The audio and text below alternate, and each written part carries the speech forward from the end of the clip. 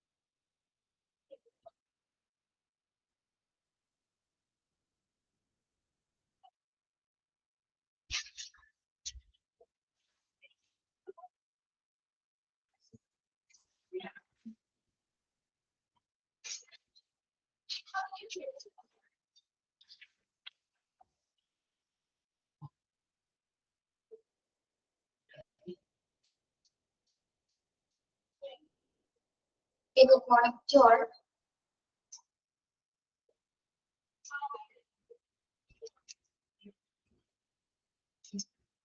നമ്മൾ കഴിഞ്ഞ ക്ലാസ്സിൽ റെഗുലേറ്ററി ഫ്രെയിംവർക്ക്സ് സ്റ്റാർട്ട് ചെയ്തു അല്ലെ? വില്ലേജ് വേസ്റ്റസുമായി ബന്ധപ്പെട്ട് വരുന്ന റെഗുലേറ്ററി ചട്ടക്കൂടുകൾ എന്തൊക്കെയാണ്? അതില് ഫെഡറൽ സ്റ്റേറ്റ് റെഗുലേഷൻസ് ഇത് പറഞ്ഞില്ലേ? 2 ആക്ടുകൾ 3 ആക്ടുകളെ കുറിച്ച് പറഞ്ഞില്ലേ? ഏതൊക്കെയായിരുന്നു അത്?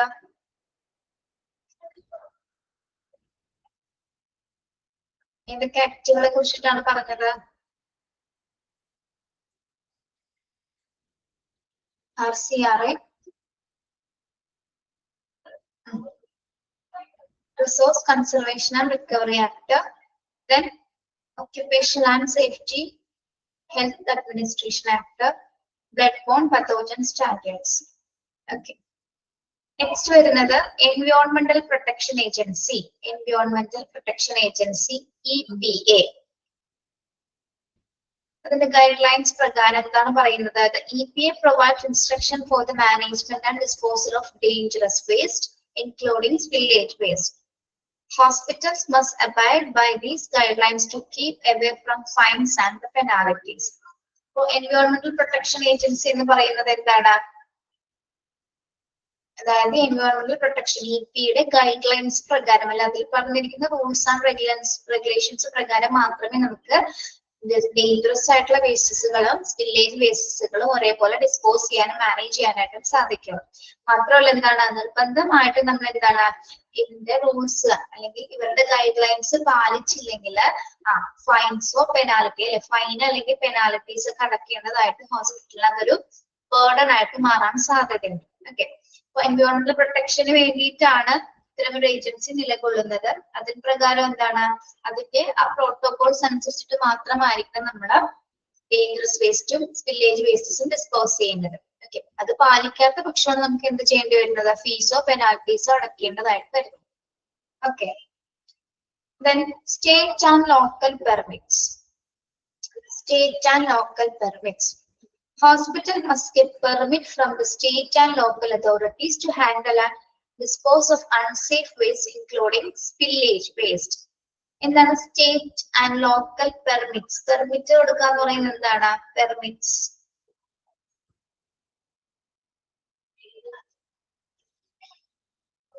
പെർമിറ്റ് എന്ന് പറയുന്നത് എന്താണ്? അനുമതിയാണ് അല്ലെ?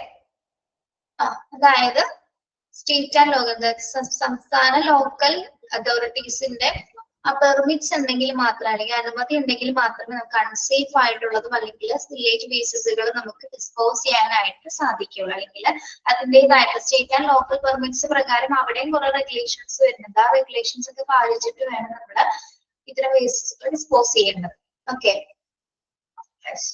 then training and certification. Training and certification. Healthcare workers who manipulate spillage waste must get training and certification in dangerous waste management and disposal procedures to ensure compliance with the regulations. എന്താണ് training and certification എന്ന് പറയുന്നത്? ആർക്ക് training certification കൊടുക്കുന്ന കാര്യമാണ് അത് സൂചിപ്പിക്കുന്നത്? Health care workers അല്ലേ? Okay, അതായത് spillage waste manage ചെയ്യുന്നതിനെ കുറിച്ചിട്ടുള്ള വിവിധ രീതിയിലുള്ള പരിശീലനങ്ങൾ, പ്രത്യേകിച്ച് ഡേഞ്ചറസ് വേസ്റ്റസുകളും അതിന്റെ ഡിസ്പോസൽ പ്രൊസീജിയേഴ്സുകളും എന്താണ് അത് കൃത്യമായിട്ട് പാലിക്കുകയും വേണം. അതോടൊപ്പം തന്നെ അതിന് നിരന്തരമായിട്ടുള്ള ഒരു പ്രാക്ടീസ് കൊടുക്കുകയും അവർക്ക് അതിൽ സർട്ടിഫിക്കേഷൻ നേടിയാൽ മാത്രമേ, അതായത് അതിൽ പറയുന്ന പ്രകാരം എല്ലാ പ്രൊസീജിയേഴ്സും കംപ്ലീറ്റ് ചെയ്താൽ മാത്രമേ അവർക്ക് എന്ത് കൊടുക്കുള്ളൂ? ഈ വേസ്റ്റ് മാനേജ്മെന്റിന്റെ ഭാഗമായിട്ടുള്ള സർട്ടിഫിക്കേഷൻ നമ്മൾ പ്രൊവൈഡ് ചെയ്യും. അപ്പൊ ആ സർട്ടിഫിക്കേഷൻ ഉള്ളവരാണെങ്കിൽ എന്താണ് ക്വാളിഫൈഡ് ആയിട്ടുള്ള ട്രെയിനേഴ്സ് ആണെന്ന് നമുക്ക് പറയാൻ സാധിക്കും. ഓക്കെ, പ്രത്യേകിച്ച് ഈ അൺസേഫ് ആയിട്ടുള്ള അല്ലെങ്കിൽ ഡേഞ്ചറസ് ആയിട്ടുള്ള വേസ്റ്റസുകൾ കൈകാര്യം ചെയ്യണമെങ്കിൽ പ്രത്യേകമായിട്ടുള്ള പരിശീലനവും ട്രെയിനിങ് സർട്ടിഫിക്കേഷൻസ് ഉള്ള ഹെൽത്ത് കെയർ സ്റ്റാഫുകളായിരിക്കണം ഈ ഒരു ഫീൽഡിൽ ഉണ്ടാവേണ്ടത്. Okay, yes. Then record keeping. Hospital must keep record of village waste management activities that include documentation of spills, handling and disposal procedures, and follow-up actions already taken. Record keeping അല്ലെ? നമ്മൾക്കറിയാം എന്താണ് ഓരോ spillage waste manage ചെയ്യുന്നതിനനുസരിച്ചിട്ട് ആ മാനേജ്മെന്റിൽ എന്തൊക്കെ തരത്തിലുള്ള ആക്ടിവിറ്റീസും ഏത് സ്കില്ലാണ്, ഏത് പ്രൊസീജിയർ ആണ്, ഏതൊക്കെ ഫോളോ അപ്പ് ആക്ഷൻസ് ആണ് അതിൽ എടുത്തിരിക്കുന്നതുമായി ബന്ധപ്പെട്ട് നമ്മളൊരു ഡോക്യുമെന്റേഷൻ തയ്യാറാക്കുന്നത് അല്ലെ? ഓക്കെ, അതെന്തിനു വേണ്ടിയിട്ടാണ് ഈ റെക്കോർഡ്സുകൾ നമ്മൾ കീപ്പ് ചെയ്യുന്നത്? അതിനു വേണ്ടിയിട്ടാണ് അതുമായി ബന്ധപ്പെട്ട റെക്കോർഡ്സുകൾ കീപ്പ് ചെയ്യുന്നത്? അപ്പൊ അടുത്ത പോയിന്റിലേക്ക് നോക്കിയാൽ കൃത്യമായിട്ട് മനസ്സിലാവും. ഇൻസ്പെക്ഷൻസിന് വേണ്ടിയിട്ട് അല്ലെ? ഫോളോ അപ്പും വേണം, അതോടൊപ്പം തന്നെ എന്താണ് ഇൻസ്പെക്ഷൻ ഉണ്ടാവും. അതായത് ഈ പറഞ്ഞ ചട്ടങ്ങളെല്ലാം അനുസരിച്ചിട്ട് തന്നെയാണ് ഹോസ്പിറ്റൽ വേസ്റ്റ് മാനേജ്മെന്റ് പ്രോപ്പർ ആയിട്ട് നടക്കുന്നതിനുള്ള ഒരു ഇൻസ്പെക്ഷൻ ഉണ്ടായിരിക്കും. ഓക്കെ, അതാരാണ് നടത്തുന്നത്? റെഗുലേറ്ററി ഏജൻസീസ് ആണ് അല്ലെ? Regulatory agencies oversee inspections of the hospitals to ensure compliance with the dangerous waste management regulations. അതായത് നമ്മൾ നേരത്തെ പറഞ്ഞ എല്ലാത്തരം ഏജൻസീസും പുറപ്പെടുവിക്കുന്ന റൂൾസ് ആൻഡ് റെഗുലേഷൻസ് എല്ലാം തന്നെ ഹോസ്പിറ്റൽസ് പാലിക്കുന്നുണ്ടോ എന്ന് ചെക്ക് ചെയ്യാനായിട്ട് ഇൻസ്പെക്ഷൻസ് റെഗുലേറ്ററി ഏജൻസീസുകൾ അവരുടെ സാന്നിധ്യത്തിൽ നടത്തപ്പെടും, അവരുടെ ഓവർസീയിൽ നടത്തപ്പെടും. Hospital must be ready for this inspection and have a plan in place to rectify any insufficiency identified during the inspection. അപ്പോൾ ഇത്തരം ഒരു ഇൻസ്പെക്ഷൻ എപ്പോഴും ഹോസ്പിറ്റൽ റെഡി ആയിരിക്കണം. മാത്രമല്ല എന്തെങ്കിലും തരത്തിലെ ഇൻസഫിഷ്യൻസി ഇവർ കണ്ടെത്തി കഴിഞ്ഞാൽ അല്ലെങ്കിൽ അത് ഐഡന്റിഫൈ ചെയ്ത് കഴിഞ്ഞാൽ എന്താണ് അതുമായി ബന്ധപ്പെട്ടിട്ടുള്ള ആഫ്റ്റർ എഫക്ട്സ് കൂടി ഹോസ്പിറ്റൽസ് വഹിക്കേണ്ടി വരും. ഓക്കെ, അപ്പൊ ഇൻസ്പെക്ടർ നടത്തുന്ന സമയത്ത് ചിലപ്പോൾ ഏതെങ്കിലും പ്രോപ്പർ ആയിട്ട് റെക്കോർഡൊക്കെ നോക്കുന്ന സമയത്ത് ചിലപ്പോൾ റെക്കോർഡിൽ പല കാര്യങ്ങളും രേഖപ്പെടുത്തിയിട്ടുണ്ടാവില്ല, അല്ലെങ്കിൽ ചില വേസ്റ്റുകൾ ചിലപ്പോൾ പ്രോപ്പർ ആയിട്ട് മാനേജ് ചെയ്തിട്ടുണ്ടാവില്ല. അങ്ങനെയൊക്കെ കാണുകയാണെങ്കിൽ ഹോസ്പിറ്റൽസിന്റെ പേരിൽ വിവിധ തരത്തിലുള്ള ചിലപ്പോൾ ഫൈൻസോ പെനാൽറ്റീസ് ഒക്കെ ഇൻസ്പെക്ഷൻ പീരീഡിൽ നമുക്ക് ചിലപ്പോൾ അടയ്ക്കേണ്ടതായിട്ട് വരും. Okay, yes. ഇനി penalties for non compliance. Hospitals that fail to obey dangerous waste management regulations may have to face fines and penalties and legal actions. നമ്മളിപ്പോ പറഞ്ഞ പോലെ തന്നെ ഇവരുടെ റെഗുലേഷൻസ് ഒന്നും നമ്മൾ കൃത്യമായിട്ടുള്ള രീതിയിൽ പാലിച്ചിട്ടില്ലെങ്കിൽ, പ്രത്യേകിച്ച് ഡേഞ്ചറസ് വേസ്റ്റുകൾ നമ്മൾ പ്രോപ്പർ ആയിട്ട് മാനേജ് ചെയ്തിട്ടില്ലെങ്കിൽ ഹോസ്പിറ്റൽ അതിൻ്റെതായിട്ടുള്ള ആഫ്റ്റർ എഫക്ട്സുകൾ ഫേസ് ചെയ്യുന്നുണ്ട്. പ്രത്യേകമായിട്ട് എന്താണ് ഫൈനും പെനാൽറ്റീസും അല്ലെങ്കിൽ അതുമായി ബന്ധപ്പെട്ട ലീഗൽ ആക്ഷൻസ് വരെ ഹോസ്പിറ്റൽസിന് നേരെ എടുത്തേക്ക്. അതെല്ലാം ഫേസ് ചെയ്യേണ്ടി വരുന്നത് ആർക്കായിരിക്കും? ഹോസ്പിറ്റൽസിന് തന്നെ. അപ്പൊ കൃത്യമായിട്ടുള്ള രീതിയിൽ പ്രോപ്പർ വേസ്റ്റ് മാനേജ്മെന്റ് നമ്മൾ ചെയ്യുകയാണെങ്കിൽ എന്താണ് ഇത്തരത്തിലുള്ള നിയമമായിട്ടുള്ള ലീഗൽ ആയിട്ടുള്ള കാര്യങ്ങൾ വരെ നമുക്ക് ഹോസ്പിറ്റലിന് പ്രൊട്ടക്ഷൻ ഉണ്ടായിരിക്കും. അല്ലാത്ത സമയത്ത് എന്താണ് അത് കാര്യമായിട്ട് നമ്മൾ ഹാൻഡിൽ ചെയ്തില്ലെങ്കിൽ വിവിധ തരത്തിലുള്ള ഫീസും പെനാൽറ്റീസും അടയ്ക്കേണ്ടതായിട്ട് വരും. ഓക്കെ, മനസ്സിലായോ പറഞ്ഞത്?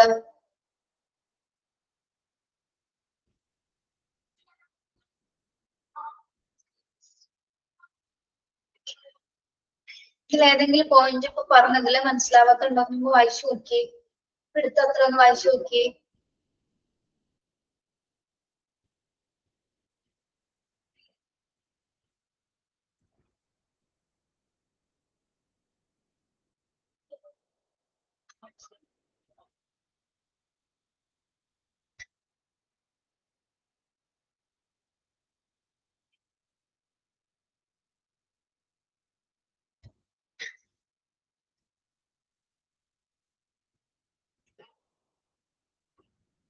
ഇവിടെ ഇമ്പോർട്ടന്റ് ആയിട്ട് പഠിക്കേണ്ടത് EPA എന്താന്ന് പഠിക്കണം കേട്ടോ, എൻവയോൺമെന്റൽ പ്രൊട്ടക്ഷൻ ഏജൻസീസ്. എക്സ്പാൻഷൻ പഠിക്കണം. പിന്നെ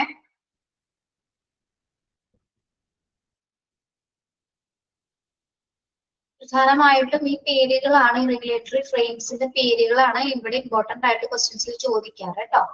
RCRയും OSHയും EPAയും ആണ്, അല്ലെങ്കിൽ ബ്ലഡ് ബോൺ പത്തോജൻസും ആണ് അവർ ചോദിക്കാറ്. അത് പഠിക്കാം. മനസ്സിലായോ അത്?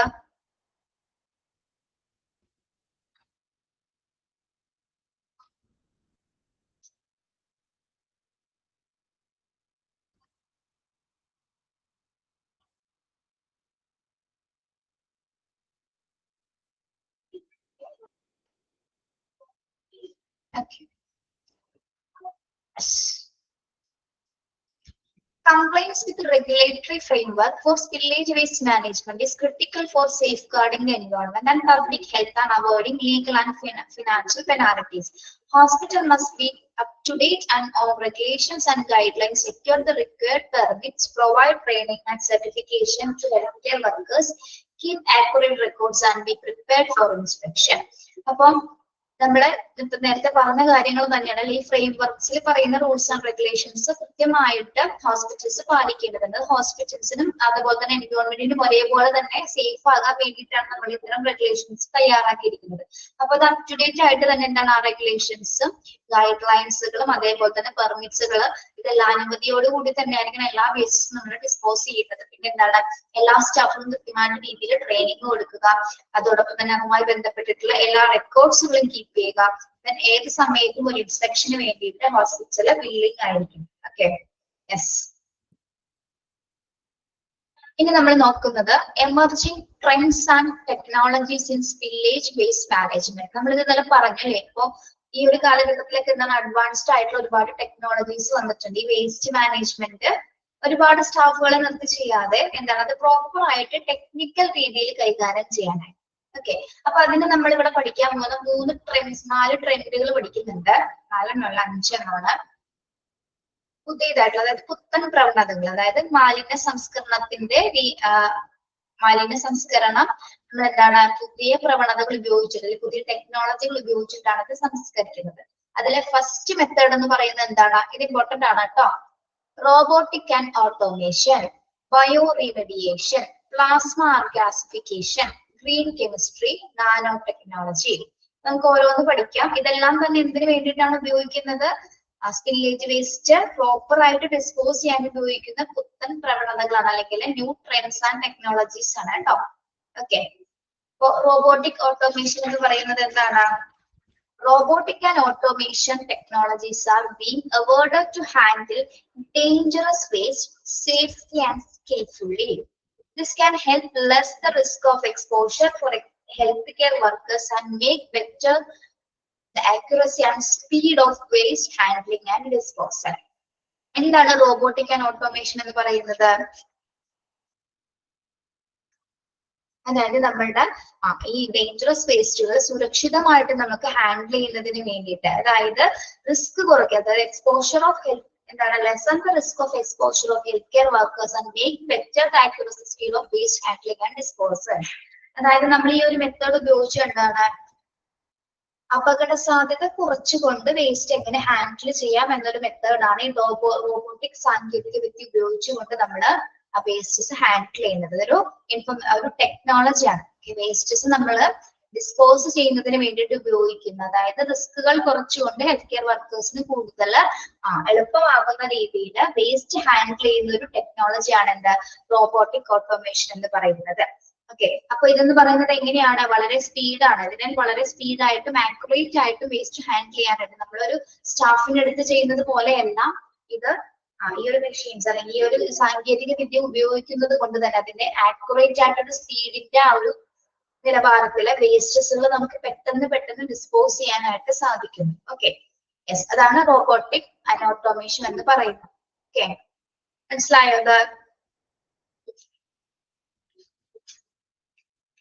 മാലിന്യ സംസ്കരണത്തിന്റെ കൃത്യതയും വേഗതയും കൂട്ടാനായിട്ട് സഹായിക്കുന്ന ഒരു മെത്തേഡാണെന്ത് റോബോട്ടിക് ആൻഡ് ഓട്ടോമേഷൻ എന്ന് പറയുന്നത് കേട്ടോ. ദെൻ നെക്സ്റ്റ് എന്താണ് അടുത്ത technology? Bioremediation. This technology uses natural biological process to break down dangerous waste. This can be an effective and environment-friendly approach to spillage waste management. Bioremediation ആ പേരിൽ നമുക്ക് കുറച്ച് കാര്യം മനസ്സിലാക്കും അല്ലെ? എന്തായിരിക്കും? നാച്ചുറൽ ആയിട്ടുള്ള ബയോളജിക്കൽ പ്രോസസ് ഉപയോഗിച്ചുകൊണ്ട് ഡേഞ്ചറസ് ആയിട്ടുള്ള വേസ്റ്റസുകൾ നമ്മൾ എന്ത് ചെയ്യുന്നു? ബ്രേക്ക് ഡൗൺ ചെയ്യുന്നു. അതായത് ബ്രേക്ക് ഡൗൺ ചെയ്യാന്ന് പറഞ്ഞാൽ എന്താണ്? ബ്രേക്ക് ഡൗൺ ചെയ്യാൻ പറയുന്നത് എന്താ? നമ്മള്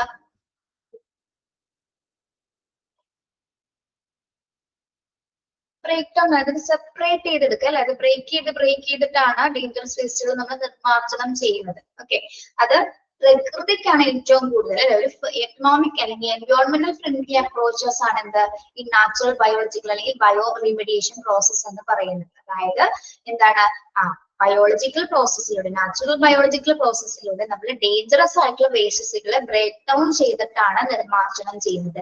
അത് പ്രകൃതിക്ക് ഏറ്റവും കൂടുതൽ ഒരു സൗഹാർദ്ദപരമായിട്ടുള്ള ഒരു സമീപനമാണ്. മാത്രമല്ല എന്താണ് അവിടെ ഒരു ഫ്രണ്ട്ലി അപ്രോച്ച് ആണ്. പ്രത്യേകിച്ച് സ്പില്ലേജ് വേസ്റ്റ് മാനേജ് ചെയ്യുന്നതിനായിട്ട് എൻവയോൺമെന്റലി ഫ്രണ്ട്ലി ആയിട്ടുള്ള ഒരു അപ്രോച്ച് ആണ് എന്ത് ബയോ റീമെഡിയേഷൻ എന്ന് പറയുന്നത്. ഓക്കെ, മനസ്സിലായോ?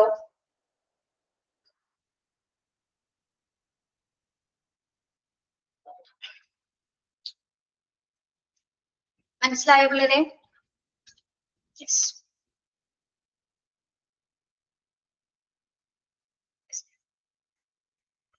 Then next, plasma arc gasification. അടുത്ത ടെക്നോളജി എന്ന് പറയുന്നത് എന്താണ്? It's a process that uses high temperature to break down unsafe waste, including spillage waste, into its consistent components. This technology can minimize the volume of waste, lessen the risk of exposure to dangerous substances, and regain valuable materials for reuse. അപ്പൊ നമ്മൾ നേരത്തെ പഠിച്ച രണ്ട് സംവിധാനങ്ങളെക്കാളും കുറച്ചും കൂടി advanced ആയിട്ടുള്ള ഒരു ടെക്നോളജിയാണ് എന്ത് പ്ലാസ്മ ഗ്യാസിഫിക്കേഷൻ എന്ന് പറയുന്നത്. കുറച്ച് പ്രോസസ് ഇവിടെ നടക്കുന്നുണ്ട്. അതായത് ഹൈ ടെമ്പറേച്ചറിലാണ്, ഏറ്റവും കൂടിയ താപനിലയിലാണ് നമ്മൾ എന്ത് ചെയ്യുന്നത്, ഈ അൺസേഫ് ആയിട്ടുള്ള അല്ലെങ്കിൽ സ്പില്ലേജ് ബേസിസിൽ നമ്മൾ ബ്രേക്ക് ഡൗൺ ചെയ്യുന്നത്. ഓക്കെ, അതായത് കൂടിയ താപനില ഹൈ ടെമ്പറേച്ചർ ഉപയോഗിച്ചു കൊണ്ടിട്ട് അതിനെ ബ്രേക്ക് ഡൗൺ ചെയ്തതിന് എന്താണ് into its constant components, പല പല കമ്പോണൻസുകളാക്കി മാറ്റിയതിനു ശേഷമാണ് അതിനെ നമ്മൾ എന്ത് ചെയ്യുന്നത്, നീക്കം ചെയ്യുന്നത് അല്ലെങ്കിൽ റിമൂവ് ചെയ്യുന്നത്.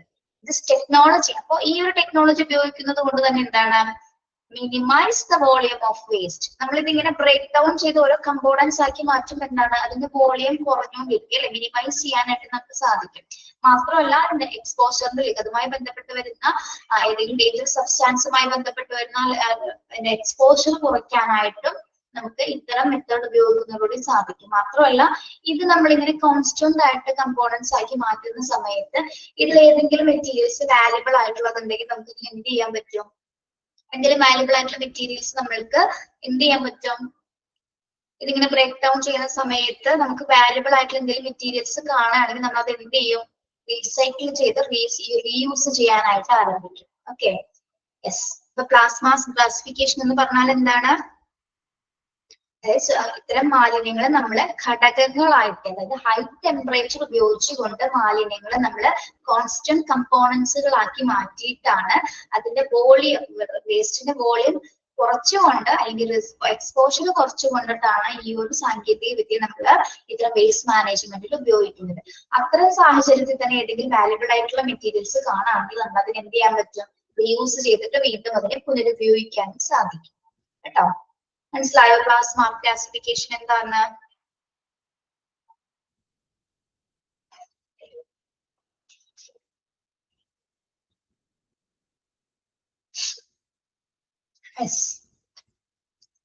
നെക്സ്റ്റ് ടെക്നോളജിയാണ് green chemistry. Green chemistry. Green chemistry is an approach to chemical design and production that aim to reducing the use and generation of dangerous substances. This can help bring down the amount of dangerous waste produced, including leakage waste. ഇനി next ഒരു approach ആണ് green chemistry അല്ലെ. ഇത് ഏത് തരം approaches ആയിരിക്കും? അപ്പോ ഏത് തരം അപ്രോച്ച് ആണിത്? കെമിക്കൽ ഡിസൈൻ ആണ് അല്ലെ. നമ്മൾ നേരത്തെ പഠിച്ച ബയോ റെമഡിയേഷൻ ഏത് പ്രോസസ് ആയിരുന്നു? ബയോളജിക്കൽ പ്രോസസ് ഉപയോഗിച്ചിട്ടാണ്. ഇവിടെ എങ്ങനെയാണ് വരുന്നത്?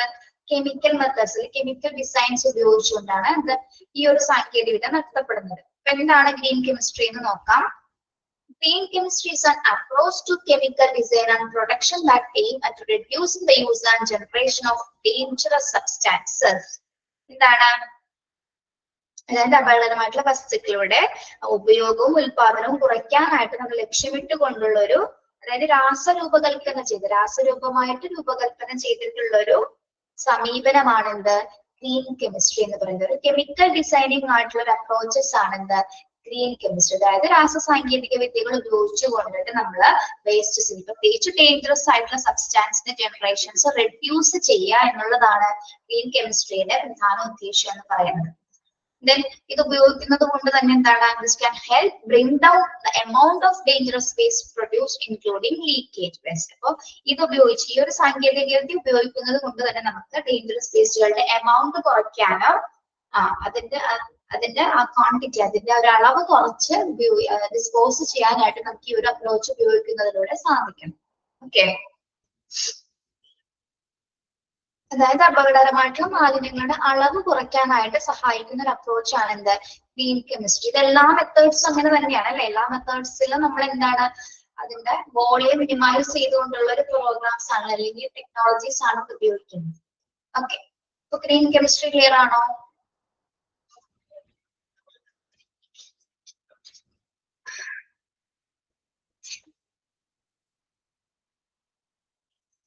Okay, then last one, nanotechnology. Nanotechnology is being developed to give more effective and environment friendly solutions for dangerous waste management. which includes village waste. For example, nanoparticles can be used selectively to bind hazardous substances, make them easier to eliminate and dispose of safely. എന്താണ് nano technology? നിങ്ങളിപ്പോ ഇതിൽ കേട്ടതില് ഏറ്റവും പരിചിതമായിട്ടുള്ള ഒരു word ഇതായിരിക്കുള്ളൂ അല്ലെ? ഇപ്പൊ പഠിച്ചതില് നിങ്ങൾ കേട്ടിട്ടുണ്ടാവുമല്ലോ ഇത് nano technology എന്ന്. എന്താണ് നാനോ ടെക്നോളജി? നാനോ പാർട്ടിക്കിൾസ് ഉപയോഗിച്ചുകൊണ്ട് അല്ലെ, നാനോ പാർട്ടിക്കിൾസ് എന്ന് പറഞ്ഞാൽ ടീനി ആയിട്ടുള്ള ഏറ്റവും ചെറിയ മൈന്യൂട്ട്സ് ആയിട്ടുള്ള പാർട്ടിക്കിൾസ് ആണ്. അത്ര നാനോ പാർട്ടിക്കിൾസ് ഉപയോഗിച്ചുകൊണ്ട് നമ്മള് വേസ്റ്റസുകളെ ഡിസ്പോസ് ചെയ്യുന്ന ഒരു തരം മെത്തേഡാണ്. പ്രത്യേകിച്ച് എൻവയോൺമെന്റലി ഫ്രണ്ട്ലി ആയിട്ടുള്ള ഒരു മെത്തേഡാണ് എന്ത് നാനോ ടെക്നോളജി എന്ന് പറയുന്നത്. നാനോ പാർട്ടിക്കിൾസ് ഉപയോഗിച്ചുകൊണ്ട് സെലക്റ്റീവ് ആയിട്ടുള്ള നാനോ പാർട്ടിക്കിൾസുകൾ ഉപയോഗിച്ചുകൊണ്ട് നമ്മുടെ ഹസാർഡസ് ആയിട്ടുള്ള സബ്സ്റ്റാൻസുകളെ ഈസി ആയിട്ട് എലിമിനേറ്റ് ചെയ്യുന്ന, പ്രത്യേകിച്ച് സേഫ് ആയിട്ട് എലിമിനേറ്റ് ചെയ്യുന്ന ഒരു പ്രക്രിയയാണ് എന്ത് നാനോ ടെക്നോളജി എന്ന് പറയുന്നത് കേട്ടോ. ഇങ്ങനെ മനസ്സിലാക്കാം. നാനോ പാർട്ടിക്കിൾസ് ഉപയോഗിച്ചുകൊണ്ട് ഡേഞ്ചറസ് വേസ്റ്റസുകൾ നമ്മൾ എന്ത് ചെയ്യുന്നു, ഈസി ആയിട്ട് എലിമിനേറ്റ് ചെയ്യുന്ന ഒരു പ്രോസസ് ആണ് നാനോ ടെക്നോളജി എന്ന് പറയുന്നത്. ഓക്കെ, വളരെ സുരക്ഷിതമായിട്ടും എളുപ്പമായിട്ടും ചെയ്യാൻ പറ്റുന്ന ഒരു ഈസിയസ്റ്റ് മെത്തേഡ് ആണ് എന്ത് നാനോ ടെക്നോളജി. യെസ്, നമ്മളിപ്പോ പഠിച്ചത് എന്താണ്? ന്യൂ എമർജിംഗ് ട്രെൻഡ്സുകളാണ്. സ്പില്ലേജ് വേസ്റ്റിന്റെ അല്ലെങ്കിൽ മാലിന്യ സംസ്കരണവുമായി ബന്ധപ്പെട്ട് ഉരുത്തിരിഞ്ഞു വന്നിരിക്കുന്ന പുത്തൻ പ്രവണതകൾ ഏതൊക്കെയാണെന്നാണ് അല്ലെ. അതില് ഫസ്റ്റ് വൺ എന്തായിരുന്നു? Robotics and automation. എന്താണ്? റോബോട്ടിക് സാങ്കേതിക വിദ്യകൾ ഉപയോഗിച്ചുകൊണ്ട് നമ്മൾ വളരെ ആക്യുറേറ്റ് ആയിട്ടും സ്പീഡ് ആയിട്ടും എന്താണ് വേസ്റ്റ് ഹാൻഡിൽ ചെയ്യുന്ന പ്രക്രിയയാണ് എന്താ റോബോട്ടിക് ആൻഡ് ഓട്ടോമേഷൻ എന്ന് പറയുന്നത്. ദെൻ ബയോറിമീഡിയേഷൻ എന്ന് പറയുന്നത് എന്താണ്? നാച്ചുറൽ ബയോളജിക്കൽ പ്രോസസ്സുകൾ ഉപയോഗിച്ചുകൊണ്ട് ഡേഞ്ചറസ് ആയിട്ടുള്ള വേസ്റ്റസുകളെ നമ്മൾ ബ്രേക്ക് ഡൗൺ ചെയ്തിട്ട് എഫക്റ്റീവ് ആയിട്ട്, പ്രത്യേകിച്ച് ഒരു എക്കണോമിക് ഫ്രണ്ട്ലി ആയിട്ട് വേസ്റ്റസുകളെ ഡിസ്പോസ് ചെയ്യുന്ന ഒരു മെത്തേഡാണ് എന്ത് ബയോറിമീഡിയേഷൻ എന്ന് പറയുന്നത്. പ്ലാസ്മ ക്ലാസിഫിക്കേഷൻ എന്താണ്? ഹൈ ടെമ്പറേച്ചർ ഉപയോഗിച്ചുകൊണ്ട് അൺസേഫ് ആയിട്ടും അല്ലെങ്കിൽ ഡേഞ്ചറസ് ആയിട്ടുള്ള വേസ്റ്റസുകൾ നമ്മൾ ബ്രേക്ക് ഡൗൺ ചെയ്ത് അതിനെ പല പല ഘടകങ്ങളാക്കി മാറ്റി, അതായത് ആ വേസ്റ്റിന്റെ വോളിയം മിനിമൈസ് ചെയ്തുകൊണ്ടും ആ എക്സ്പോഷർ റിസ്ക് കുറച്ചുകൊണ്ടും ചെയ്യുന്ന ഒരു സാങ്കേതിക വിദ്യയാണെന്ത് പ്ലാസ്മ ക്ലാസിഫിക്കേഷൻ എന്ന് പറയുന്നത്. ഈ ഒരു പ്രോസസ്സ് നടത്തുന്നതിലൂടെ നമുക്ക് എന്താണ് ഏതെങ്കിലും വിഭവങ്ങളെ അല്ലെങ്കിൽ ഏതെങ്കിലും മെറ്റീരിയൽസ് നമുക്ക് റീയൂസ് ചെയ്ത് ഉപയോഗിക്കാനായിട്ടും ഈ ഒരു മെത്തേഡ് ഉപയോഗിക്കുമ്പോൾ സാധിക്കുന്നു. ഓക്കെ, ഇനി ഗ്രീൻ കെമിസ്ട്രി എന്ന് പറയുന്നത് എന്താണ്? ഒരു കെമിക്കൽ അപ്രോച്ച് ആണ് അല്ലെ. അതായത് കെമിക്കൽ സാങ്കേതിക വിദ്യ ഉപയോഗിച്ചുകൊണ്ട് ഡേഞ്ചറസ് ആയിട്ടുള്ള വേസ്റ്റസുകളെ നമ്മൾ റെഡ്യൂസ് ചെയ്യുന്ന പ്രോസസ് ആണ് എന്ത് ഗ്രീൻ കെമിസ്ട്രി എന്ന് പറയുന്നത്. നാനോ ടെക്നോളജി എന്താണ്? നാനോ പാർട്ടിക്കിൾസ് ഉപയോഗിച്ചുകൊണ്ട് സെലക്റ്റീവ് ആയിട്ട് ഹസാർഡസ് സബ്സ്റ്റാൻസസുകൾ നമ്മൾ ഈസി ആയിട്ട് എലിമിനേറ്റ് ചെയ്യുന്ന ഒരു പ്രോസസ് ആണ് എന്ത് നാനോ ടെക്നോളജി. ഓക്കെ, ക്ലിയർ ആണോ? 4 മെത്തേഡ്സ്, 5 നിങ്ങൾ പഠിക്കണം കേട്ടോ, എക്സാമിന് ചോദിക്കാറുണ്ട്. ക്ലിയർ ആയോ? നിങ്ങൾക്ക് പറഞ്ഞത് 5 ക്ലിയർ ആണോ? 5 ടെക്നിക്സുകളും ക്ലിയർ ആണോ?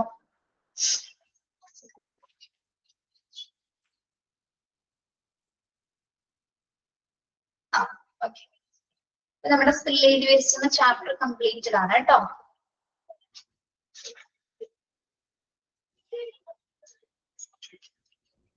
ബയോമെഡിക്കൽ വേസ്റ്റസ് ഒക്കെ കഴിഞ്ഞില്ലേ?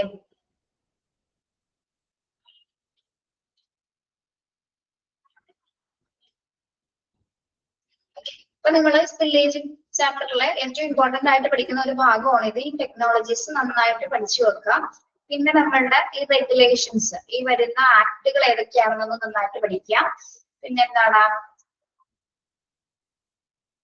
എല്ലാ ടൈപ്സുകളും, ഓരോ ടൈപ്സിലും വേസ്റ്റ് ഡിസ്പോസ് ചെയ്യുന്നത് എങ്ങനെയാണ്, അതിൽ ഉപയോഗിക്കുന്ന സൊല്യൂഷൻസ് ഏതൊക്കെയാണ്, അതേത് ബാഗ്സിലാണ് നമ്മൾ ഡിസ്പോസ് ചെയ്യുന്നത് എന്നുള്ളത് പഠിക്കാം കേട്ടോ. പിന്നെ ഈ കെമിക്കൽ സ്പില്ലേജ് വേസ്റ്റ് മാനേജ്മെന്റിന്റെ ഈ ഒരു ഫ്ലോ ചാർട്ട് ഒന്ന് നോക്കിയേക്കണം കേട്ടോ. പിന്നെ ഓരോ മെത്തേഡ് എങ്ങനെയാണെന്നുള്ളത് നോക്കിയാൽ മതി. വേറെ അതിൽ ഇമ്പോർട്ടന്റ് ആയിട്ട് ഇല്ല, ബാക്കിയൊക്കെ നിങ്ങൾക്ക് ആൻസർ ചെയ്യാൻ പറ്റുന്ന തരത്തിലായിരിക്കും കേട്ടോ, അത് പഠിക്കാം കേട്ടോ. ഇനി നമുക്ക് ടെർമിനോളജിയിലേക്ക് പോവാം. ടെർമിനോളജിയിലെ കുറച്ച് അബ്രിവേഷൻസ് ടീച്ചർ എടുക്കുന്നുണ്ട് കേട്ടോ. നിങ്ങളെ മിസ് 74 വരെ എടുത്തിട്ടുണ്ടാവും അബ്രിവേഷൻസ്. 75 തൊട്ട് നമുക്ക് സ്റ്റാർട്ട് ചെയ്യാം. ഓക്കെ,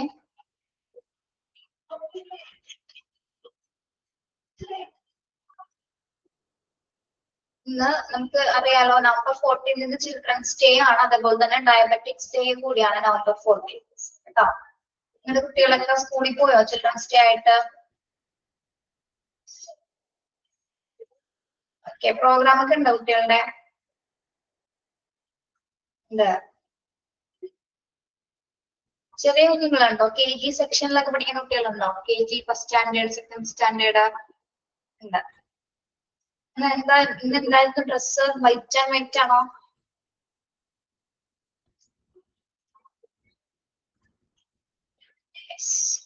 റോസാപ്പൂ ഒക്കെ വെച്ചിട്ടുണ്ടോ?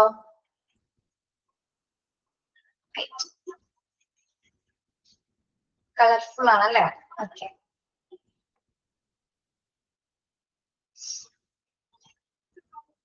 പണ്ട് കാലങ്ങളിലെ പോലെ ഇപ്പോഴൊക്കെ ചിൽഡ്രൻസ് ഡേ ഒക്കെ വലിയ സെലിബ്രേഷൻസ് ആയിരുന്നു ഒക്കെ സ്കൂളുകളിലൊക്കെ ആചരിക്കും.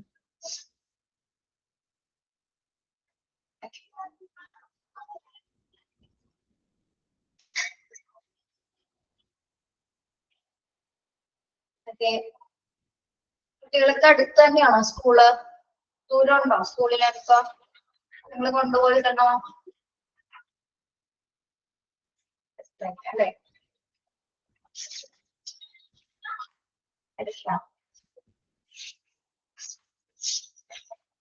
ബസ്സിലാണ് അല്ലേ?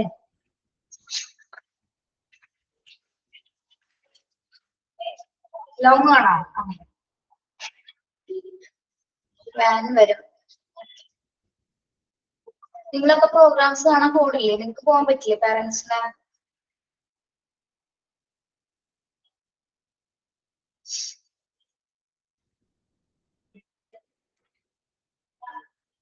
പാരന്റ്സ് ഇല്ല അല്ലെ? ആ, ക്ലാസ് ഉണ്ട്. ഓക്കെ, നമുക്ക് അബ്രിവേഷൻസ് നോക്കാം. 75 മുതൽ.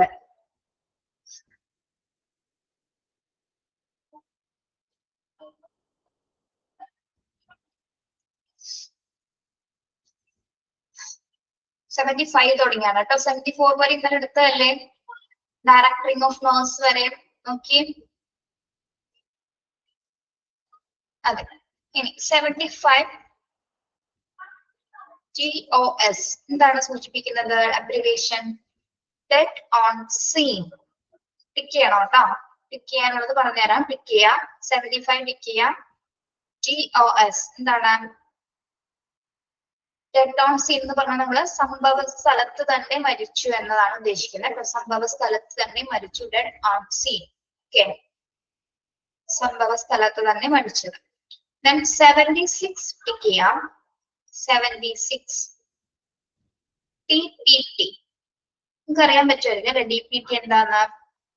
എന്താണ്? D diphtheria, P pertussis and tetanus toxoid vaccine. DPT. Diphtheria എന്ന് പറയുന്നത് എന്താണ്? ഡിഫ്തീരിയ എന്തായിരിക്കും? ഡിഫ്തീരിയ എന്ന് പറയുന്നത് എന്ത് തരം അസുഖമാണ്?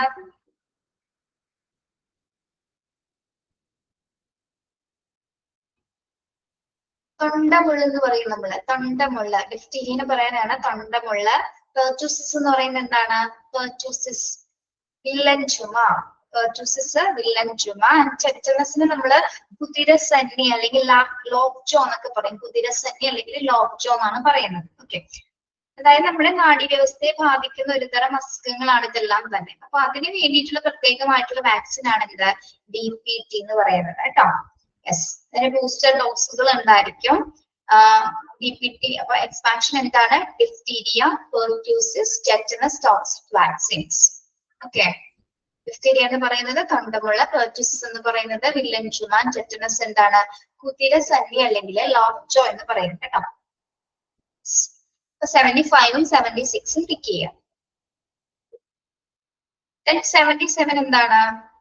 DST, dry sterile dressing. അറിയാലോ, DST എന്ന് പറയുന്നത് ഡ്രൈ സ്റ്റീറൈൽ ഡ്രസ്സിംഗ് ആണ്. ഓക്കെ, TTAP എന്താണ്? നമ്മൾ നേരത്തെ പഠിച്ചതുപോലെ തന്നെ ഇവിടെ വേറൊരു വ്യത്യാസമുള്ളൂ. എന്താണ് TTAP എന്ന് പറയുന്നത്? Diphtheria, tetanus toxics and acellular pertussis vaccine ആണ്. അസെല്ലുലാർ പെർട്ടുസ് വാക്സിൻ, അസെല്ലുലാർ എന്നുള്ള ഒരു വാക്കാണ് അവിടെ എ എന്ന രീതിയിൽ സൂചിപ്പിക്കുന്നത് കേട്ടോ. Okay, diphtheria, tetanus, toxics and acellular pertussis vaccines. അപ്പൊ നിങ്ങൾ പഠിക്കേണ്ടത് DPT മാത്രം എക്സ്പാൻഷൻ പഠിച്ചാൽ മതി കേട്ടോ, അബ്രിവേഷൻസ് പഠിച്ചാൽ മതി. Then 79 ടിക്കിയ, 79 ടിക്കിയ, DTP. ഇവിടെ എങ്ങനെ വരുന്നു? DTP. ഇവിടെ D എന്താണ്? ഡിഫ്തീരിയ, T ടെറ്റനസ്, P എന്താണ്? Pertussis vaccine, DTP. ഓക്കെ, മറ്റേത് എന്തായിരുന്നു വന്നത്? Diphtheria, pertussis, tetanus. ഇവിടെ എങ്ങനെയാണ്? Diphtheria, tetanus, pertussis. അങ്ങോട്ടും ഇങ്ങോട്ടും ലെറ്റേഴ്സ് മാറിയിട്ടുണ്ടെന്നുള്ളത് കേട്ടോ. ഓക്കെ, അപ്പൊ എക്സ്പാൻഷൻ ചോദിക്കുമ്പോൾ അല്ലെങ്കിൽ അബ്രിവേഷൻ ചോദിക്കുമ്പോൾ അത് കറക്റ്റ് ആയിട്ട് ഒന്ന് ശ്രദ്ധിക്കുക. ഫസ്റ്റ് 76 DPT എന്നാണ്, 79 എന്താ പറയുന്നത്? DTP എന്നാണ് കേട്ടോ. ഓക്കെ, രണ്ടും വാക്സിൻസ് തന്നെയാണ്. മനസ്സിലായല്ലോ അത്? 76ഉം 79ഉം.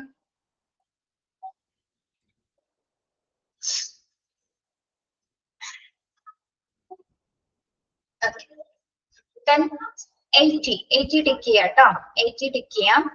DTS, DTS, delirium tremens, delirium tremens. എന്താണ് ഡെലൂറിയം ടെർമിനസ് എന്ന് പറയുന്നത്? അതായത് ദീർഘകാലമായിട്ട് മദ്യപിച്ചിരിക്കുന്ന ഒരാള്, മദ്യപാനം ചെയ്തിരിക്കുന്ന ഒരാള് ഒരു സമയത്തും എന്താണ് അതങ്ങൾ സ്റ്റോപ്പ് ചെയ്ത് കഴിഞ്ഞാല് അവർക്ക് ഉണ്ടാവുന്ന ബുദ്ധിമുട്ടുകൾ നമ്മൾ കണ്ടിട്ടില്ലേ? വിറയൽ ഉണ്ടാവാം, ടെൻഷൻ ഉണ്ടാവാം, പനി, അല്ലെങ്കിൽ മറ്റു തരം, അതായത് അവരുടെ ബോഡി നോർമൽ ആയിട്ട് കിട്ടില്ല, അവിടെ ഇങ്ങനെ വിറച്ചുകൊണ്ടിരിക്കുന്നതാണ് കണ്ടിട്ടില്ലേ നിങ്ങള്? അതായത് അമിതമായിട്ട് മദ്യപിച്ചിരുന്ന ഒരാള് പെട്ടെന്ന് അത് നിർത്തുമ്പോൾ ഉണ്ടാകുന്ന ഒരു സിറ്റുവേഷൻ ആണ് ഇത് ഡെലൂറിയം ടെർമിനസ് എന്ന് അഥവാ DTS എന്ന് പറയുന്നത് കേട്ടോ. അതായത് ദീർഘകാലമായിട്ട് കഠിനമായിട്ട് മദ്യപിക്കുന്ന ഒരു വ്യക്തി അത് സ്റ്റോപ്പ് ചെയ്യുമ്പോൾ ഉണ്ടാവുന്ന സിറ്റുവേഷൻ ആണ്. ഓക്കെ,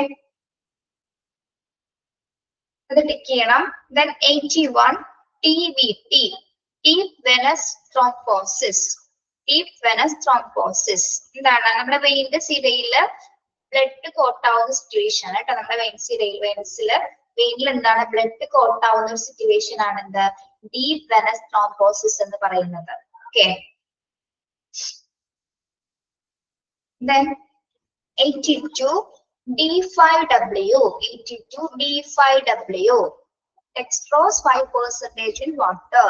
എന്താണ്? അത് IV സൊല്യൂഷൻ ആണ് കേട്ടോ. IV സൊല്യൂഷൻ, നമ്മുടെ IV ഫ്ലൂയിഡ് ഇടുന്ന സൊല്യൂഷൻ ആണിത്. D5W, dextrose 5% in water. Okay, yes. Then 83 ടിക്കിയ കേട്ടോ. ടിക്കിയ DX. എന്താണ്? Diagnosis. 83 DX diagnosis. 83 DX diagnosis tick ചെയ്യാം. Then 84 ടിക്ക് ചെയ്യാം. Electrocardiogram, ECG. Electrocardiogram, ECG. 84 electrocardiogram.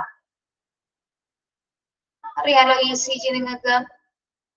Okay, then ED അറിയാൻ പറ്റും. ED എന്താണ്? Emergency department, emergency department. Then 86 അറിയാൻ പറ്റും. Estimated date of confinement, EDC. നിങ്ങൾക്ക് അറിയാലോ EDC എന്താണെന്ന്? കുറച്ച് പേരെങ്കിലും അറിയാൻ പറ്റും. എന്തായിരിക്കും EDC? നമ്മുടെ ബേബിയുടെ ഡ്യൂ ഡേറ്റ് ആണ്, അല്ലെങ്കിൽ എന്താണ്? Expected date of delivery, expected date of delivery. നമ്മള് EDC എങ്ങനെയെന്നൊക്കെ അറിയില്ലേ? നമ്മൾ എന്നാണോ ലാസ്റ്റ് പീരീഡ് ആയത് ആ പീരീഡ് മുതൽ നമ്മൾ ആ പ്രഗ്നൻസി പീരീഡിന്റെ ലാസ്റ്റ് ആ ഡേറ്റ് നമ്മൾ നോക്കും അല്ലെ? അതായത് എസ്റ്റിമേറ്റഡ് ഡേറ്റ് ഓഫ് കൺഫൈൻമെന്റ്, എന്നാണ് ഒരു ഡെലിവറി ഡേറ്റ് വരുന്നത്, ഡ്യൂ ഡേറ്റ് എന്നാണെന്ന് നോക്കുന്നതാണ് എന്താ എസ്റ്റിമേറ്റഡ് ഡേറ്റ് ഓഫ് കൺഫൈൻമെന്റ് എന്ന് പറയുന്നത്. നമ്മൾ ലാസ്റ്റ് ഇപ്പോ June 1-നാണ് നമുക്ക് ലാസ്റ്റ് പീരീഡ്സ് ആയതെങ്കിൽ July 1 നമുക്ക് എത്ര മാസമാവും പ്രഗ്നന്റ് ആയി കഴിഞ്ഞാല്? ഒരു മാസമാവും. അങ്ങനെയാണ് നമ്മളത് കാൽക്കുലേറ്റ് ചെയ്യണത് അല്ലേ? അല്ലേടോ?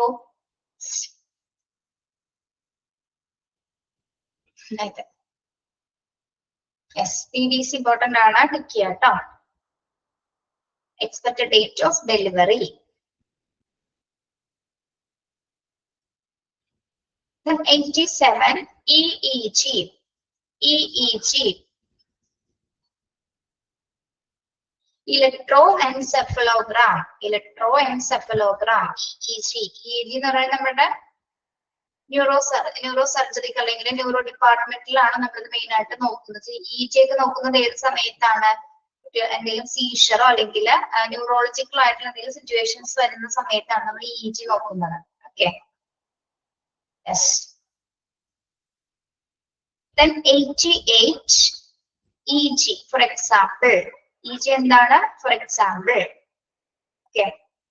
Then 89 സെയിം തന്നെയാണ് കേട്ടോ. നമ്മൾ നേരത്തെ പഠിച്ച EEG തന്നെ, സോറി ECG തന്നെയാണ് എന്ത് EKG എന്ന് പറയുന്നത് കേട്ടോ. സെയിം ആണ്, ഇലക്ട്രോ കാർഡിയോഗ്രാം തന്നെയാണ്. അത് ECG എന്നും പറയാറുണ്ട്, നമ്മൾ അതിനെ EKG എന്നും പറയുന്നുണ്ട് കേട്ടോ. ഓക്കെ, ഇത് ടിക്ക് ചെയ്യാം. Then 90 ENT. ENT, ear, nose and throat. Ear, nose and throat. ER, emergency room. ER, emergency room. ER, emergency room. Then 92 ET. എന്താണ് ET? Endotracheal tube. Endotracheal tube. ഇത്ര മെഡിക്കൽ ഡിവൈസ് ആണല്ലോ endotracheal tube എന്ന് പറയുന്നത്. എന്താണെന്ന് വെച്ചാൽ medical device to the track inserted to the trachea. നമ്മുടെ ട്രക്കിയുടെ ട്രക്കിയുടെ അകത്തേക്ക് ഇൻസേർട്ട് ചെയ്യുന്ന ഒരു ട്യൂബാണ് എന്താ എൻഡോട്രക്കിയൽ ട്യൂബ് എന്ന് പറയുന്നത്. Okay, endotracheal tube. Okay, medical device. അത് ടിക്ക് ചെയ്യാം കേട്ടോ.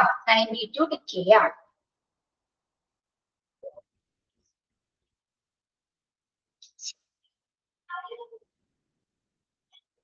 Then 93 ETA. Estimated time of arrival. ETA, estimated time of arrival.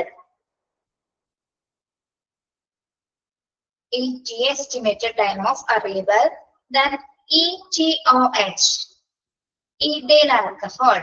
Ethyl alcohol abbreviation ആണ്, അല്ലെങ്കിൽ ഇതിന്റെ abbreviation എങ്ങനെ വരുന്നത്? Ethyl alcohol എന്നാണ് കേട്ടോ. ETOH, ethyl alcohol. ETT എന്താണ്?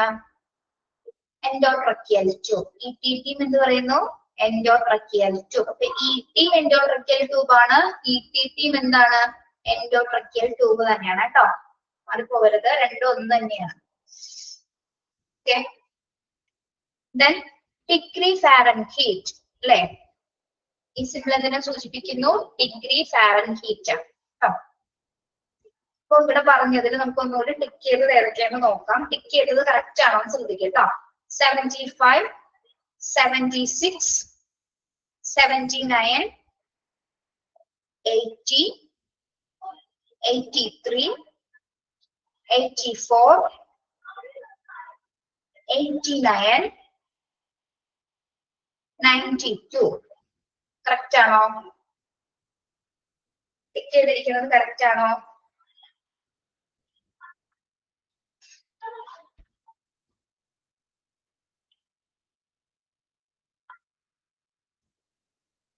ആ 86 ഉണ്ട് കേട്ടോ. 86 വിട്ടുപോയി. 86 ഉണ്ട് കേട്ടോ. ബാക്കിയെല്ലാം ഓക്കെ അല്ലേ? 75, 76, 79, 80, 86, 89, 92. ആ പേജ് കഴിഞ്ഞു. Next 97.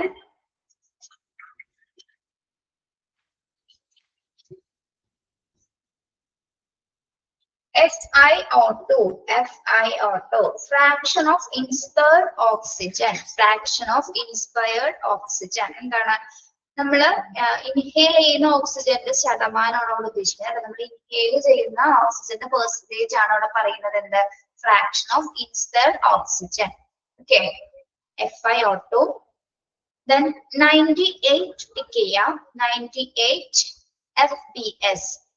Fasting blood sugar. FPS എന്താണ്? Fasting blood sugar. 98 ടിക്ക് ചെയ്യാം. FBS, fasting blood sugar. Then 99 എന്താണ്? Fe iron. 99 Fe iron. 100 FHR. FHR tick ചെയ്യാം ട്ടോ. 100 ടിക്ക് ചെയ്യാം. FHR fetal heart rate. fetal heart rate എന്താണ്? ഗർഭാശയ കുഞ്ഞിന്റെ ഹാർട്ട് ബീറ്റ് ആണ് അല്ലെ, ഹാർട്ട് റേറ്റ് ആണ് fetal heart rate എന്ന് പറയുന്നത്. ഓക്കെ, FHR ടിക്ക് ചെയ്യാം. fetal heart rate. Then FHT. FHT fetal heart tones. fetal heart tones. Tones നിങ്ങൾ ഇപ്പൊ പ്രഗ്നൻസി പീരീഡ് നിങ്ങൾ കേട്ടിട്ടുണ്ടാവും. നമ്മൾ ആ ഡ്രോപ്പർ ഉപയോഗിച്ചുകൊണ്ട് നമ്മൾ സ്കാൻ ചെയ്യുന്ന സമയത്ത് അതിന്റെ അകത്തുനിന്ന് ഒരു ശബ്ദം വരുന്നില്ലേ, പിന്നെ അവിടെ അനങ്ങുന്നതിന്റെ ഒരു ഹാർട്ട് ബീറ്റിന്റെ ഒരു ശബ്ദം ഉണ്ടാവും. ഭയങ്കര ഒരു ശബ്ദമാണ് അത്. നമ്മൾ ഈ റോഡ് പണിക്കൊക്കെ നടക്കുന്ന സമയത്തുള്ള ഒരു ശബ്ദമാണ്. ആ ഒരു ടോൺ കൃത്യമായിട്ട് സിസ്റ്റത്തിൽ കേൾക്കാൻ പറ്റും. ശ്രദ്ധിച്ചിട്ടുണ്ടോ സ്കാൻ ചെയ്തപ്പോഴൊക്കെ? ആ FHT എന്താണ്? ഫീച്ചർ ഹാർട്ട് ടോൺസ് ആണ് അല്ലെ. അതായത് ഹാർട്ട് ബീറ്റിന്റെ ആ ടോൺ കേൾക്കാൻ പറ്റും നമുക്ക്. Then 102 FHX family history. FHX family history. 103 FL എന്താണ്? femtoliter. femtoliter എന്താണ് femtoliter എന്ന് പറയുന്നത്? അതൊരു സ്മോൾ യൂണിറ്റ് ആണ് കേട്ടോ. സ്മോൾ യൂണിറ്റ് നമ്മുടെ ബ്ലഡ് സെൽസിന്റെ ഒക്കെ വോളിയം ഒക്കെ മെഷർ ചെയ്യാൻ വേണ്ടിട്ട് ഉപയോഗിക്കുന്ന ഒരു സ്മോൾ യൂണിറ്റ് ആണ് എന്ത്? FL എന്ന് പറയുന്നത് കേട്ടോ. മെറ്റോലിറ്റർ എന്ന് പറയുന്നത് നമ്മുടെ സ്മോൾ യൂണിറ്റ് ആണ്. എന്ത് മെഷർ ചെയ്യുന്നതിന് വേണ്ടിയിട്ടാണ്? RBCs അല്ലെങ്കിൽ നമ്മുടെ പ്ലേറ്റ്ലെറ്റ്സിലൊക്കെ അതിന്റെ വോളിയൂംസ് ഒക്കെ മെഷർ ചെയ്യുന്നതിന് വേണ്ടി ഉപയോഗിക്കുന്നതാണ് എന്ത്? ഫെംറ്റോലിറ്റർ എന്ന് പറയുന്നത് കേട്ടോ. അതൊരു സ്മോൾ യൂണിറ്റ് ആണ്. Okay, clear? Then 104 ടിക്ക് ചെയ്യാം. 104 ടിക്ക് ചെയ്യാം. FL. FL എന്തിനെ സൂചിപ്പിക്കുന്നു? F ക്യാപിറ്റൽ L ആണ് എന്ത്? ഫെമറ്റോലിറ്റർ. FL എന്താണ്? ഫ്ലൂയിഡ്. ഓക്കെ, ഫ്ലൂയിഡ് ടിക്ക് ചെയ്യാം. Then 105 ടിക്ക് ചെയ്യണം. 94 105 ടിക്ക് ചെയ്യണം. ഇത് എന്താണ്? FLD fluid.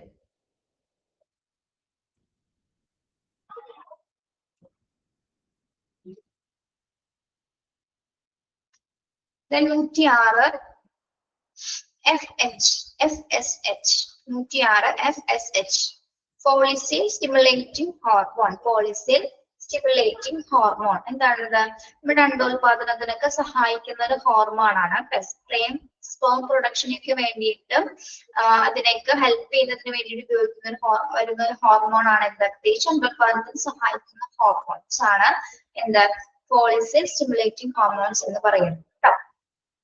Okay. Then 107 FX fracture. FX fracture. 107 FX fracture. Then 108 G gram. Gram. G gram ആണ്. Then 109 ടിക്ക് ചെയ്യാം. 109 ടിക്ക് ചെയ്തേ. GB gall bladder. GB എന്താണ്? gall bladder. പിത്തസഞ്ചി. ഗാൾ ബ്ലാഡർ എന്താണ്?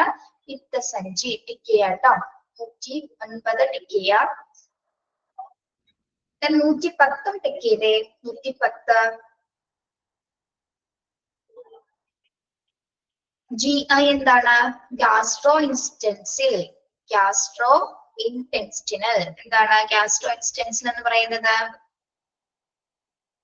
നമ്മുടെ ഡൈജസ്റ്റീവ് സിസ്റ്റവുമായി ബന്ധപ്പെട്ടത്. നമ്മുടെ മൗത്ത്, സ്റ്റൊമക്ക് അങ്ങനെയുള്ള ഭാഗങ്ങളൊക്കെയാണ് എന്തിൽ വരുന്നത്?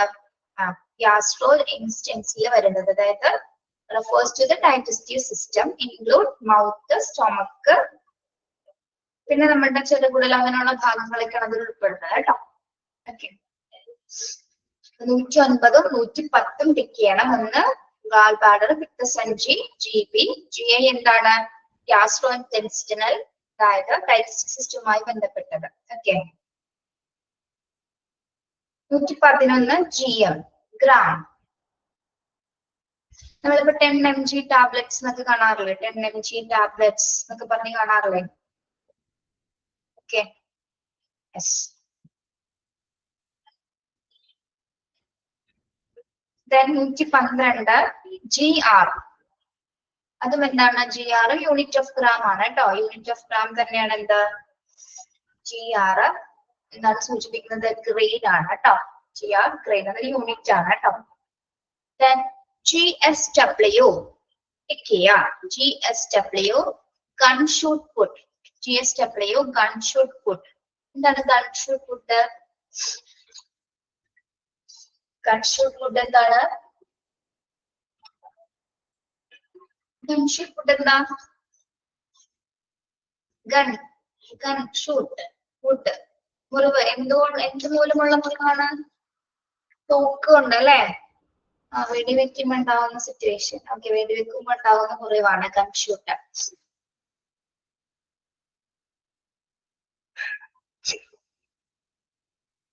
Then GSW. Then 114 GU. എന്താണ് GTP ഡ്രോപ്സ്. ഡ്രോപ്സ് എന്ന് പറയുന്നതാണ് GTP. ഇത്ര ഡ്രോപ്സ് എന്ന് പറഞ്ഞ GTT അബ്രിവേഷൻസ് എഴുതാറുണ്ട്. 115 എന്താണ്? GTT ക്യാപിറ്റൽ ലെറ്റർ ആണ് കേട്ടോ. മറ്റത് സ്മോൾ ആണ്. ഇവിടെ എന്താണ്? ക്യാപിറ്റൽ ലെറ്റേഴ്സ് ആണ് വരുന്നത്. Glucose tolerance test. എന്താണ് ഗ്ലൂക്കോസ് ടോളറൻസ് ടെസ്റ്റ്? എന്ത് നോക്കുന്നതിന് വേണ്ടിയിട്ടാണ് ഇത്? ഗ്ലൂക്കോസ് ടോളറൻസ് ടെസ്റ്റ് നമ്മുടെ ബോഡിയുടെ എബിലിറ്റീസ് നോക്കുന്നതിനാണ്. അതായത് ഗ്ലൂക്കോസിന്റെ അളവ് ചെക്ക് ചെയ്യുന്നതിന് വേണ്ടിയിട്ടാണ് നമ്മൾ test use to assess the body's ability check ചെയ്യുന്നതിനാണ് എന്താ ഈ ഒരു ടെസ്റ്റ് നടക്കുന്നത്? ഗ്ലൂക്കോസ് ടോളറൻസ് ടെസ്റ്റ് നടക്കുന്നത് ബോഡിയുടെ എബിലിറ്റി ചെക്ക് ചെയ്യുന്നതിന്. ഓക്കെ, GU എന്താണ്? 116 ജെനിറ്റോ യൂറിനറി എന്തുമായി ബന്ധപ്പെട്ടായിരിക്കുള്ളൂ? നമ്മുടെ യൂറിനറി ആൻഡ് ജെനിറ്റൽ ഓർഗൻസുമായി ബന്ധപ്പെട്ടത് കേട്ടോ. ജെനിറ്റോ യൂറിനറി എന്ന് പറയുന്നത് ജനനേന്ദ്രിയം യൂറിനറി സിസ്റ്റംസുമായിട്ട് ബന്ധപ്പെട്ടത്. ഓക്കെ, 117 ടിക്കിയ GYN നമുക്കറിയാലോ, ഗൈനക്കോളജി. GYN ഗൈനക്കോളജി 117 ടിക്കിയ. 118 H അവർ മണിക്കൂർ. 118 H അവർ. 119 H ബ്രാക്കറ്റിലാണ്. ഹൈപ്പോഡെർമിക് എന്ന് പറയുന്നത് എന്താണ്? Anything related to just under the സ്കിന്നിനെയാണ് നമ്മൾ എന്ത് പറയുന്നത്? ഹൈപ്പോഡെർമിക് എന്ന് പറയുന്നത്. ഡെർമിക് എന്ന വാക്ക് എന്തുമായി സൂചിപ്പിക്കുന്നതാണ്?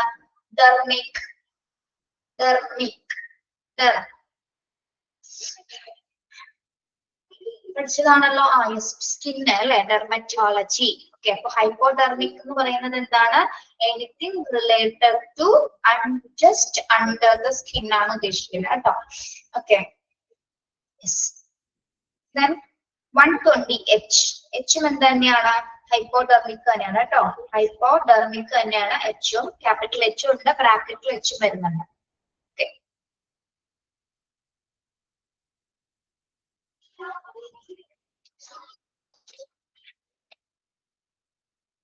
അതിൽ ടിക്ക് ചെയ്ത് ഒന്നും കൂടി പറയാണ്, ശ്രദ്ധിക്കാട്ടോ. 98 ടിക്ക് ചെയ്ത് നോക്കാം. 98 100 104 105 109 then 106 പറഞ്ഞിരുന്നോ? 106 പറഞ്ഞിരുന്നോ? ഇല്ല, അത് വേണ്ട കേട്ടോ. 105 കഴിഞ്ഞിട്ട് 109 110 113 117 നോക്കി. 98 100 104 105 109 110 113 117 കറക്റ്റ് ആണോ?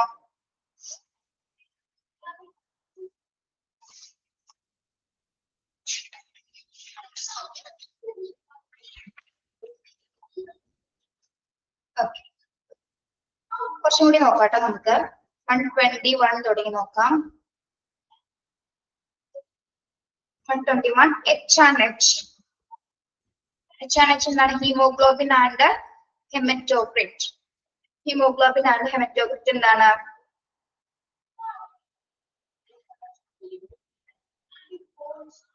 അതായത് റെഡ് ബ്ലഡ്സിലുള്ള പ്രോട്ടീൻസ് ആണ്, അല്ലെങ്കിൽ percentage of RBC total blood volume ആണ് എന്ത്?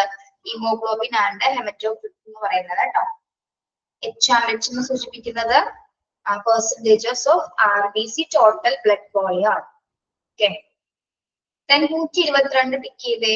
122 ടിക്ക് ചെയ്യാം. H&P history and physical. H&P history and physical tick ചെയ്യാം. 123 ടിക്ക് ചെയ്യാം. 123 ടിക്ക് ചെയ്യാം. H/A headache. 123 H/A headache tick ചെയ്യാം. 124 ടിക്ക് ചെയ്യാം. HP haemoglobin.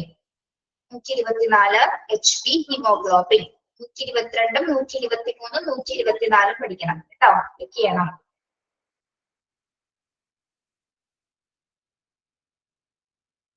ടിക്ക് ചെയ്തോ? 24 വരെ, 124 വരെ ടിക്ക് ചെയ്തോ?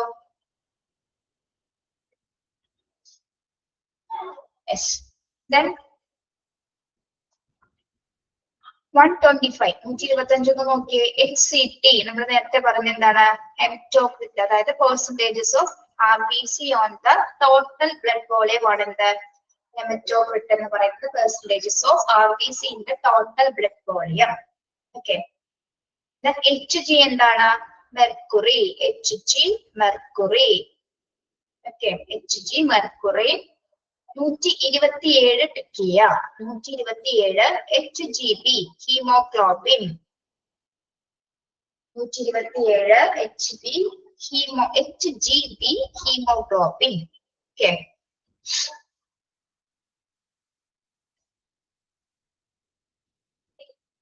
128 HH hiatal hernia. Hiatal hernia എന്താണ്? ഹൈറ്റൽ ഹെർണിയ എന്ന് പറയുന്നത്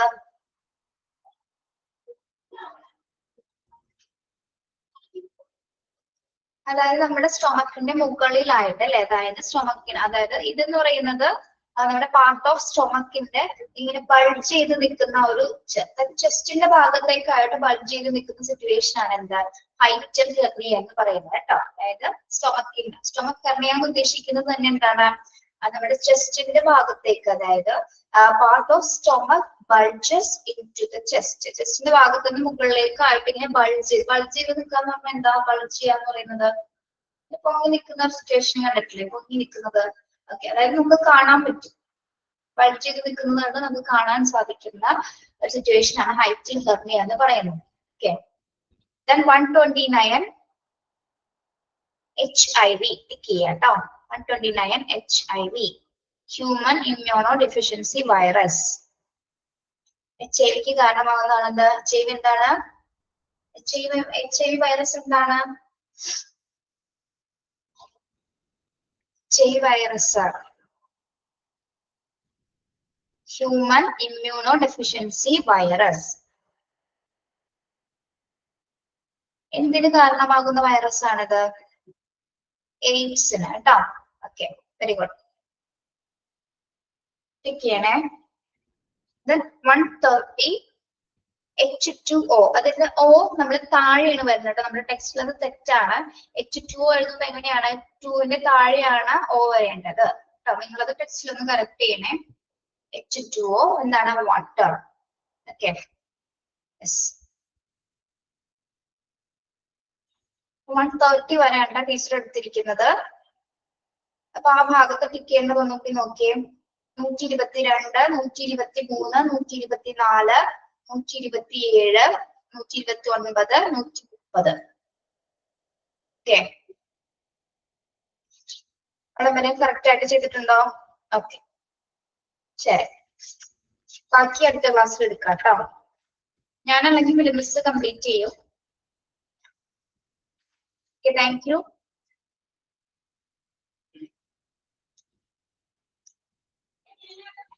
Thank you. Have a nice day.